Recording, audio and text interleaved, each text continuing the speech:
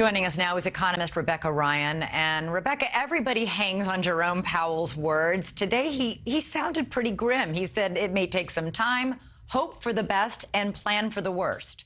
Not very optimistic. It's kind of the Boy Scouts, right? Like, you do hope for the best and you want to plan for the worst. But I think back to that meeting that they had in Jackson Hole a few weeks ago, and I felt like what he did, because it was a 4-minute talk. Everybody was ready for, the world was ready for what he was going to say at that annual meeting. And it was like he grabbed the mic and went tap, tap, tap. Is this thing on? I'm warning you, I'm going to raise the interest rates. And sure enough, today he did. And I think one of the things that we're seeing with the stock market drop, like your charts just showed, is that maybe there was just a lack of confidence on the part of the market. Like, will they really do it? And they really did. And I think now we're learning they may do it again. Yeah, he signaled they're going to raise the rates probably again in 6 weeks. I mean, so far what the Fed has done hasn't worked very well. And it seems a lot of people are saying you're a little late to the party when it comes to trying to fix this. Yeah, that's true. I think it's what it is it's a really multidimensional balancing act. It's like trying to play a 3D game, but just with one tool. And you've got a lot of variables. So there are very few things that the Fed can do. And inflation did get high, too much money chasing too few goods. That's the definition of inflation. And they may have acted a little too late, but you never know until it's too late, when it's too late. So now they're really throttling down and trying to put the brakes on, and everyone's trying for this soft landing.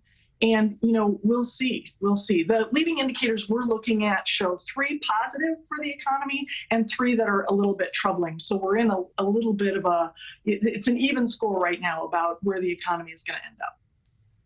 I heard somebody say today that when it comes to inflation, they didn't think things would get back to normal and get down to the levels we need them at until 2024.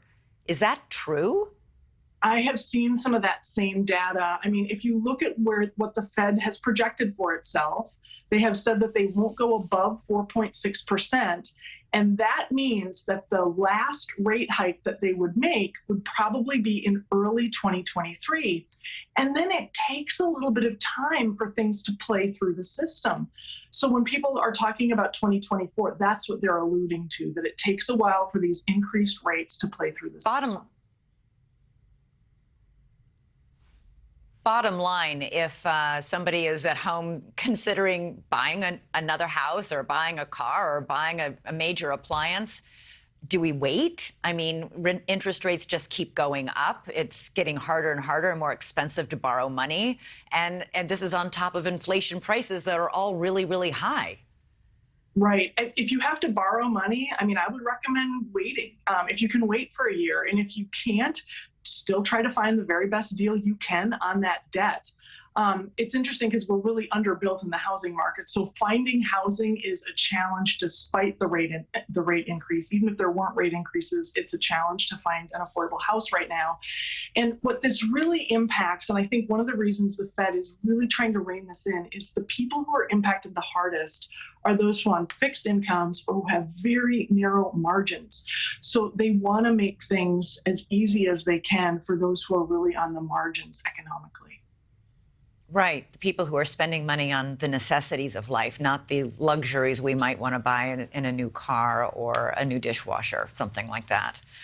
Yeah. Wow. Okay. Well, thank you so much for that not so optimistic news. We really appreciate you being here tonight and lending us your expertise. Thank you for watching. Go to newsnationnow.com to find NewsNation on your television provider. And don't forget to click the red subscribe button below to get more of NewsNation's fact-driven, unbiased coverage.